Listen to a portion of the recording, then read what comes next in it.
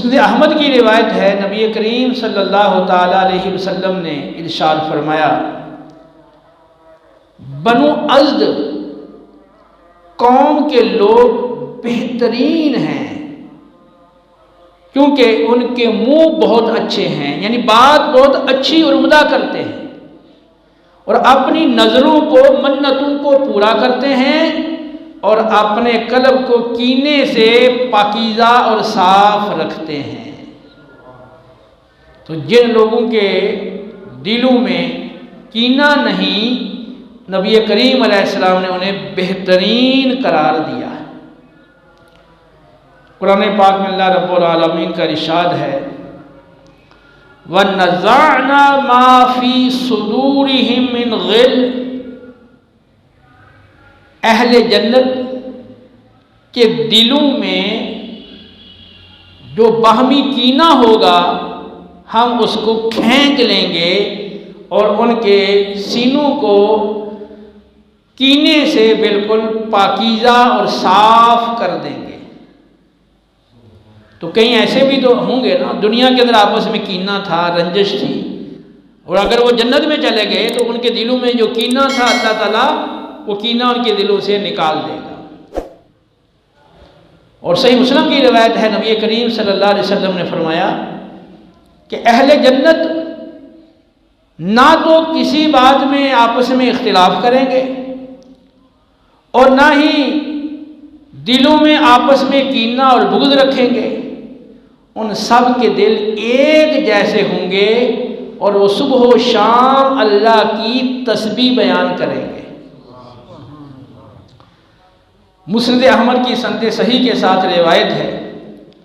عبداللہ بن عمر رضی اللہ تعالی عنہ کہتے ہیں، نبی کریم صلی اللہ علیہ وسلم مسجد میں تشریف فرما تھے، ہم لوگ بھی آپ کی بارگاہ میں حاضر تھے۔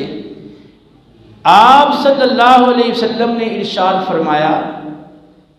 ابھی ایک شخص آئے گا اور وہ جنتی ہے۔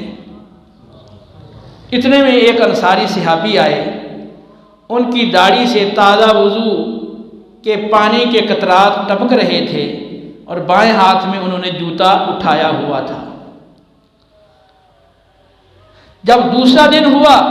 تو نبی کریم علیہ السلام نے پھر فرمایا کہ ایک شخص آنے والا ہے، وہ آئے گا اور وہ جنتی ہے۔ پھر وہی انصاری صحابی آئے اور وہی داڑھی سے پانی کے قطرات تازہ وضو کے ٹپک رہے تھے اور بائیں ہاتھ میں جوتا تھا۔ جب تیسرا دن ہوا، نبی کریم علیہ السلام نے فرمایا کہ ابھی ایک جنتی شخص آئے گا۔ وہی انصاری صحابی پھر آئے اور داڑھی سے پانی کے قطرات ٹپک رہے ہیں، بائیں ہاتھ میں جوتا ہے۔ نبی کریم صلی اللہ علیہ وسلم جب اپنے خانہ اقدس میں اپنے گھر میں تشریف لے گئے، عبداللہ بن عمر کہتے ہیں کہ میرے دل میں یہ خواہش پیدا ہوئی کہ میں اس خوش نصیب شخص کے ساتھ کچھ وقت گزاروں اور ان کا عمل دیکھوں اور پھر میں بھی اس عمل کی پیروی کروں۔ چنانچہ جب وہ انصاری صحابی اپنے گھر گئے تو عبداللہ بن عمر بھی ان کے پیچھے پیچھے چلے گئے اور انہیں جا کر کہا کہ میرا اور میرے باپ کا آپس میں جھگڑا ہو گیا ہے، میں نے 3 دن تک گھر میں داخل نہ ہونے کی قسم کھا لی ہے، لہذا اگر آپ مہربانی کریں تو 3 دن مجھے اپنے پاس ٹھہرنے کی اجازت دے دیں۔ انہوں نے فرمایا ٹھیک ہے، میرے پاس آپ ٹھہر سکتے ہو۔ چنانچہ عبداللہ بن عمر کہتے ہیں کہ میں 3 راتیں ان کے پاس ٹھہرا اور میں جستجو میں رہا، دیکھتا رہا کہ یہ کیا عمل کرتے ہیں۔ کہتے ہیں کہ میں نے دیکھا کہ وہ رات کو اٹھ کر قیام نہیں کرتے تھے، ہاں اتنا ضرور تھا کہ جب ان کی آنکھ کھلتی اور وہ اپنے کروٹ بدلتے تو وہ اللہ کا ذکر کرتے تھے اور تکبیر کہتے تھے۔ پھر جب فجر کا وقت ہوتا تو وہ فجر کے لیے اٹھ جاتے تھے۔ 3 راتیں گزر گئی، مجھے ان کا کوئی ایسا عمل خاص نظر نہ آیا، قریب تھا کہ میں ان کے عمل کو حقیر سمجھتا۔ کہتے ہیں کہ جب تیسری رات گزر گئی تو میں نے انہیں کہا بھی بات یہ ہے کہ میرا اپنے باپ سے کوئی جھگڑا نہیں، نہ میں نے کوئی قسم کھائی ہے کہ بھی میں گھر میں نہیں آؤں گا۔ اصل وجہ یہ ہے کہ نبی کریم علیہ السلام کو میں نے 3 دن سے یہ فرماتے ہوئے سنا ہے کہ ابھی جنتی شخص آئے گا، اور تینوں بار آپ ہی آئے ہو۔ تو میں یہ چاہ رہا تھا کہ آپ کے ساتھ رہوں، آپ کا عمل دیکھوں، اور پھر میں بھی اس جیسا عمل کروں، لیکن مجھے تو کوئی آپ کا عمل نظر نہیں آیا۔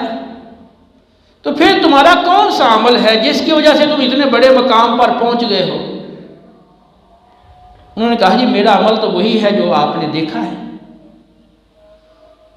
پھر عبداللہ بن عمر کہتے ہیں جب میں واپس پلٹا تو انہوں نے مجھے پھر آواز دے کر بلایا اور کہنے لگے کہ عمل تو میرا وہی ہے جو تم نے دیکھا ہے، بس اتنی بات ہے کہ میں اپنے دل میں کسی مسلمان کا کینہ نہیں رکھتا، اور اللہ تعالیٰ کسی مسلمان کو جو خیر اور نعمت عطا کرتا ہے اس پہ حسد نہیں کرتا۔ عبداللہ بن عمر کہتے ہیں رضی اللہ عنہ کہ بس یہی وہ عمل ہے جس کی وجہ سے تجھے اتنا بلند مقام ملا ہے، اور ہم لوگ اس عمل کی طاقت نہیں رکھتے۔ تو آپ نے ملاحظہ فرمایا، مسند احمد کی صحیح سند کے ساتھ یہ روایت آپ کے سامنے ذکر کی گئی ہے کہ وہ انصاری صحابی جو اپنے دل میں کسی کا کینہ نہیں رکھتے تھے اور کسی سے حسد اپنے دل میں نہیں رکھتے تھے، تو نبی کریم علیہ السلام نے 3 دن تک